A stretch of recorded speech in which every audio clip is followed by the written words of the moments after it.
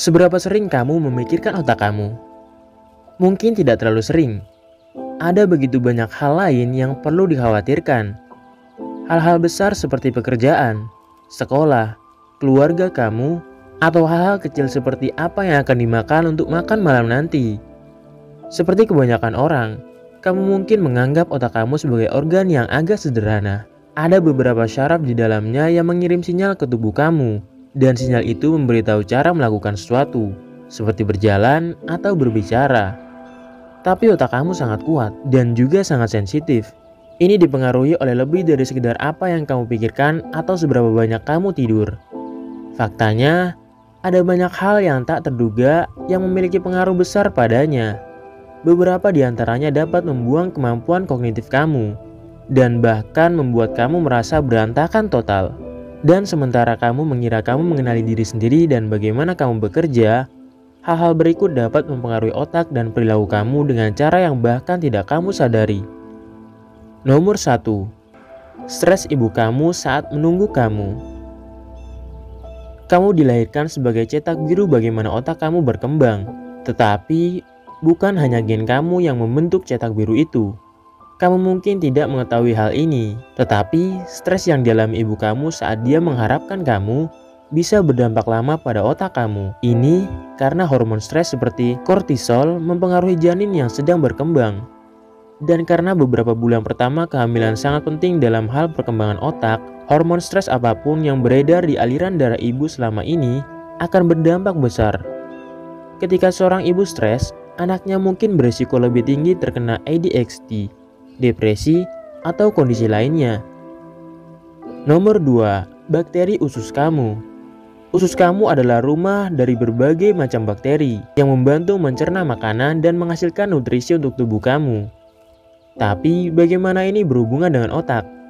Bakteri usus kamu benar-benar menghasilkan neurotransmitter tertentu yang dapat mempengaruhi perasaan dan tindakan kamu, dan bahkan ingatan dan kemampuan kamu untuk mempelajari informasi baru.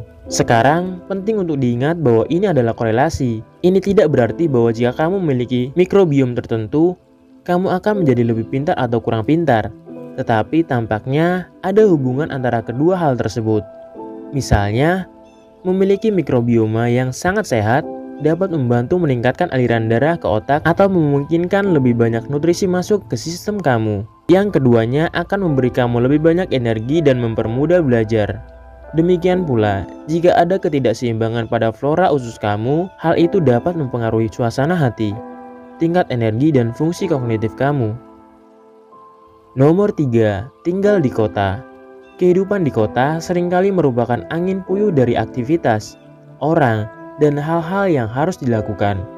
Tetapi, apakah kamu pernah berhenti untuk berpikir tentang apa yang mungkin dilakukan oleh semua hiruk-pikuk ini pada otak kamu?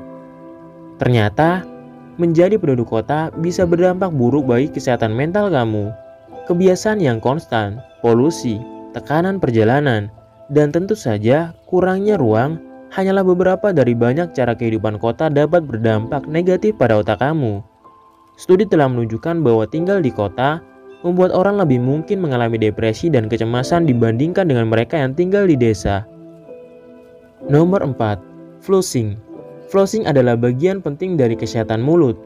Ini mungkin bukan bagian paling glamor dari rutinitas harian kamu. Tetapi sebenarnya, ini adalah salah satu hal terbaik yang dapat kamu lakukan untuk otak kamu juga. Dan itu karena flossing secara teratur tampaknya menurunkan resiko kamu mengalami penurunan kognitif atau demensia di kemudian hari. Jika kamu tidak menjaga kesehatan gigi kamu, hal itu dapat menyebabkan peradangan pada gusi kamu. Dan peradangan itu kemudian dapat menyebar ke seluruh tubuh kamu dan menimbulkan masalah di tempat lain, termasuk otak. Nomor 5. Jumlah cahaya yang ada. Jumlah cahaya yang ada di lingkungan tertentu akan mempengaruhi seberapa baik kamu memperhatikan, mempelajari hal-hal baru, dan menyimpan informasi. Paparan cahaya terang mengaktifkan bagian otak yang meningkatkan kewaspadaan dan meningkatkan kinerja kognitif. Sementara, pengaturan yang lebih gelap menyebabkan kamu merasa lebih lelah atau rileks. Jika kamu bekerja dalam kondisi remang-remang sepanjang hari, pertimbangkan untuk pergi keluar selama beberapa menit saat istirahat untuk mendapatkan sinar matahari. Ini akan membantu menjaga otak kamu berfungsi secara optimal. Nomor 6. Nyeri kronis. Nyeri kronis dapat mempengaruhi setiap aspek kehidupan kamu, mulai dari kemampuan kamu untuk tidur atau bekerja, hingga suasana hati dan hubungan kamu. Dan ketika tubuh kamu sakit, mudah terjerat dalam efek fisik dan emosional dari rasa sakit itu. Tapi tahukah kamu bahwa nyeri kronis juga dapat mempengaruhi fungsi otak kamu? Saat kamu kesakitan, otak kamu bekerja lebih keras untuk membantu kamu mengatasinya. Sayangnya, ini berarti kamu memiliki waktu yang lebih sulit untuk menghadapi hal-hal lain yang terjadi dalam hidup kamu. Hal ini dapat menyebabkan kecemasan dan depresi, dan bahkan kesulitan membuat keputusan sederhana.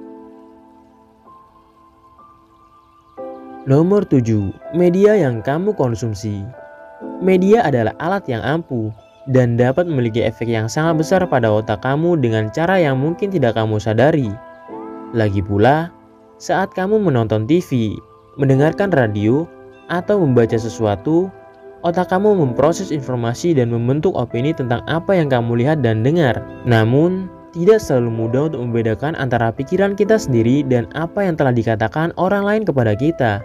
Ini terutama berlaku untuk hal-hal seperti iklan dan laporan berita yang bertujuan mempengaruhi pikiran kamu tentang produk atau orang tertentu. Banyak dari pesan-pesan ini tidak kentara dan seringkali tidak disadari. Namun demikian, mereka dapat membuat kamu merasa seperti milik kamu atau tidak. Mereka dapat membantu kamu rileks atau membuat kamu lebih cemas. Itu tidak berarti kamu harus menghentikan TV atau media sosial sepenuhnya, tetapi kamu harus mempertimbangkan berapa banyak waktu yang kamu habiskan untuk itu, dan memastikan bahwa media apapun yang kamu konsumsi memang disengaja.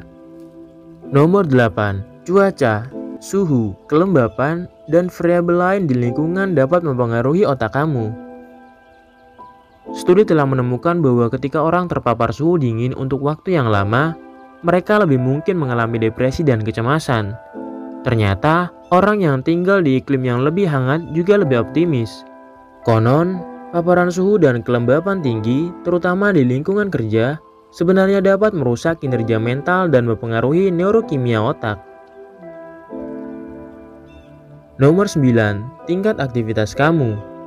Kamu sudah tahu bahwa olahraga baik untuk tubuh kamu, tetapi juga baik untuk otak kamu. Studi menunjukkan bahwa olahraga teratur dapat meningkatkan daya ingat bahkan di usia parubaya dan seterusnya. Orang yang lebih aktif secara fisik memiliki kemungkinan lebih rendah terkena demensia atau penyakit Alzheimer. Selain itu, mereka lebih mudah mempelajari informasi baru. Tetapi yang lebih mengejutkan dari itu adalah apa yang terjadi ketika kamu berhenti bergerak. Otak kamu benar-benar menyusut. Sering bertambahnya usia, otak kita secara alami mulai menyusut. Tetapi gaya hidup yang tidak banyak bergerak tampaknya mempercepat proses ini. Jadi, pastikan kamu terus bergerak. Nomor 10. Kecemasan pasangan kamu. Jika kamu bersama seorang yang memiliki kecemasan, ini bisa sangat menyulitkan hubungan kamu dan juga otak kamu. Penelitian telah menunjukkan bahwa ketika satu pasangan mengalami gejala kecemasan, pasangan lainnya juga dapat mengalami gejala kecemasan. Ini disebabkan oleh fenomena yang disebut penularan emosi, yaitu kecenderungan orang secara tidak sadar meniru emosi orang-orang di sekitarnya. Saat salah satu pasangan merasa cemas atau stres, hal itu bisa menular ke pasangan lainnya dan sebaliknya.